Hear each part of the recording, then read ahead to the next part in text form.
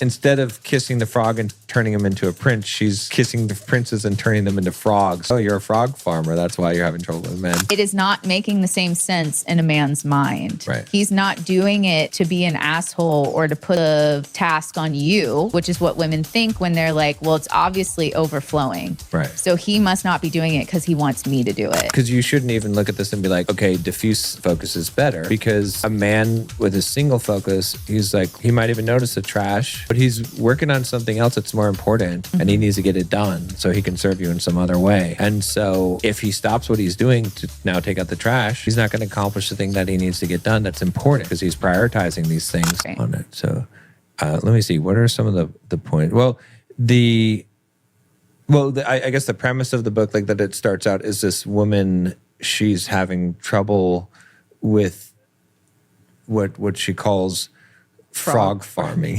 Yeah. So she's, instead of kissing the frog and turning him into a prince, she's kissing the princes and turning them into frogs. So she's wondering why, like she's at some seminar and some guy says, oh, you're a frog farmer. That's why you're having trouble with men. And so then she's kind of on this quest to figure out what the heck does that mean? You know, and why she's bringing out the worst in men rather than the best. And why most women bring out the worst in men. And so I think that the nice thing about this book is, like, even if you're a single woman, you can look at this and be like, oh, wow. Is it, and again, men still need to step up. This isn't, and when we talk to men, we talk to men. When we talk to women, we talk to women. I think that's, so, but for women to see that, oh, you know what? Maybe it's not that all men are bad and wrong, or that I just keep on getting bad men, but maybe what's happening is when I get into a relationship with the man, there's some things that I'm doing that are bringing out the worst in him and some things that are crushing the best in him. Right. You know what I mean? And I'm not fostering the best in him. I'm not doing the things that could bring out the best. So a good example of this would be the trash, right? So we'll give a little spoiler of how do you get your man to take out the trash? You never have this problem because, you know, but. Oh, you want me to answer it? Yeah, because I thought that was clever. Yeah, I mean, instead of demanding it and expecting it, to tell the man what it provides you and how him doing that helps you in whatever way. So like in the book, she was talking about, which is true. Yeah. We were talking about the other night how she was telling her husband that when he takes out the trash, it makes her feel like, you know, he's involved because she was cooking all the meals. And so makes him feel involved in that aspect in a way, and also provides her from feeling like unladylike, essentially, is what she said. Which, when we were talking about it, I was like, that is something that I feel like a lot of women relate to, because I do feel like taking out the trash makes you feel unladylike. Like, even if you have to do it, and women have done it, and we'll do it if we have to do it. Right. It does make a woman feel nice when her man takes that responsibility so that she can focus on either finishing cooking dinner or cleaning up, and not have to go outside and lug the trash that's probably leaking and dripping everywhere. And, you know, those sort of things that feel more unladylike. But a lot of times we just come from a place of like, you know, why can't you take out the trash? Or like, why aren't you noticing this? Like, why does this not pop up on your radar? Why do I have to ask you? Which she also talks about, like, all of those things basically throughout the book, because they're all different parts of it. Because, and it's like at the heart, and we've talked about this on the podcast before, this idea that men want to be heroes. Yeah. And she talks about that a lot. She calls it the hero's language, in fact.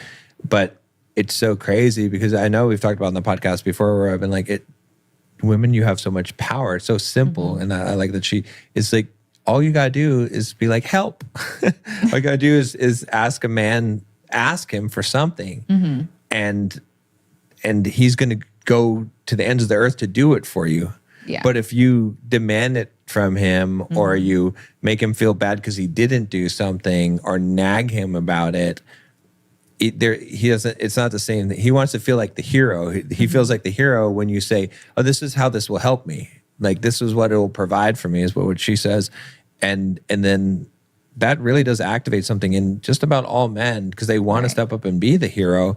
And so even if it's something as simple as mundane as taking out the trash, if you're looking at it as a perspective as a woman from the perspective of saying, oh, wow, I would love if you did this for me. It would make me so happy. It would make me feel more feminine. It would make me feel loved. Right. Then, because guys are always looking for, what can I do? What thing is going to make her happy? Right. Right. Because what I tell you is like the most important thing for a man in a relationship, more than anything else, is his woman being happy. That's the greatest gift that she can give him, is being happy.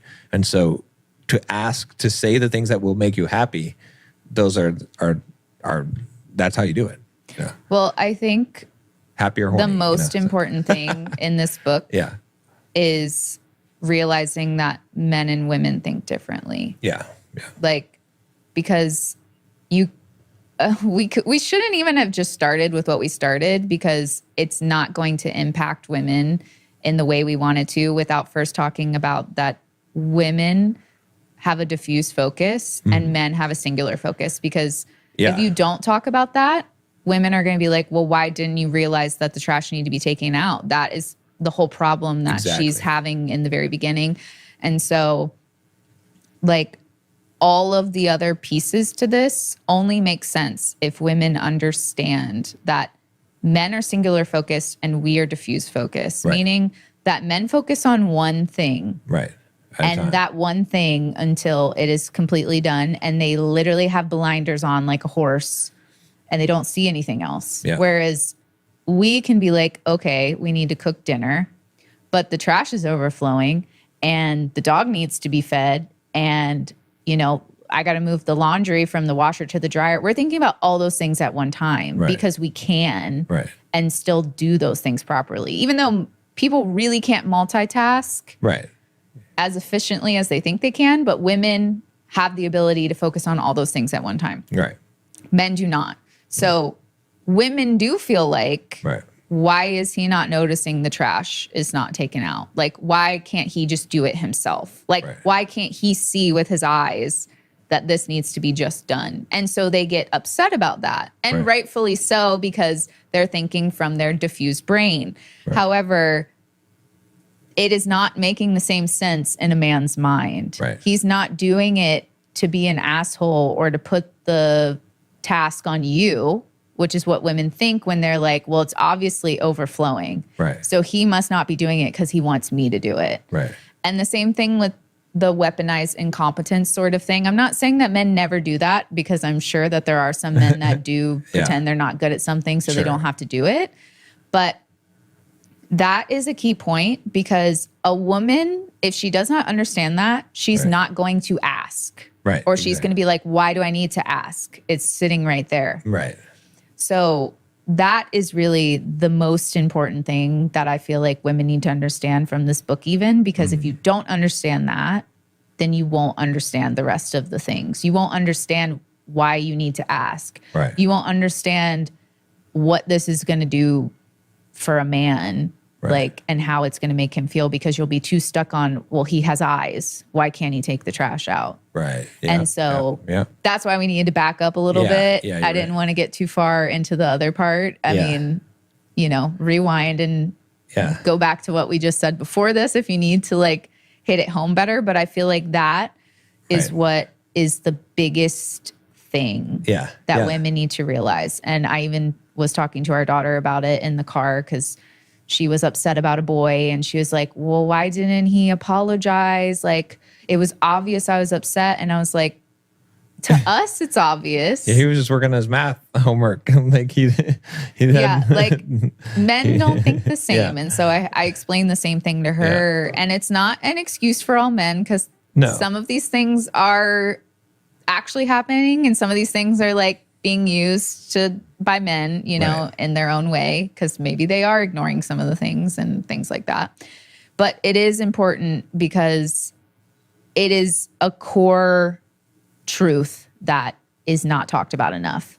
Because it plays into not only the romantic relationship, but also the intimate relationship. That's why women need to be built up more, because our brains are literally, even when we're laying there with you guys, it's like, oh crap, I forgot to do this, or like tomorrow I have a dentist appointment. Like you're using foreplay to quiet all those to voices. Whereas a man, that's also why he can be literally talking about the saddest subject and then immediately be like, all right, let's have sex. And women are like, what the heck just happened? Because they go from one single focus to another single focus. Yeah, exactly. That's very true. Yeah. Like, this is so important. Yeah.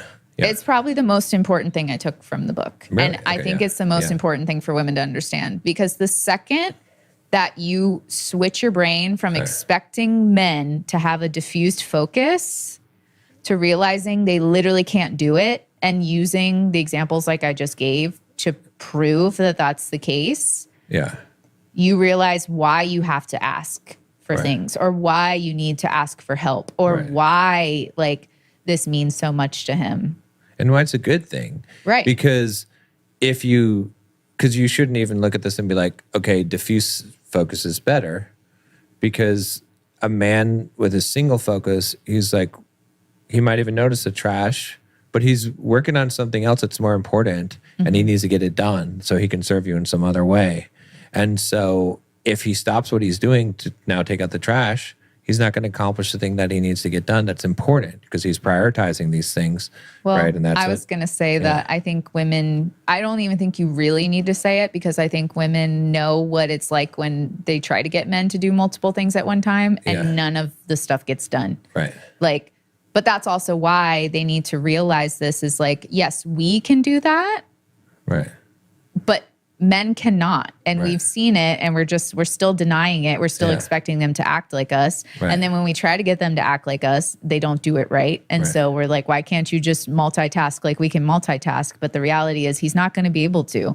So if you instead focus on give him one single thing at a time, then you will get much better results rather than trying to, like she says in the book too, turn him into a woman essentially.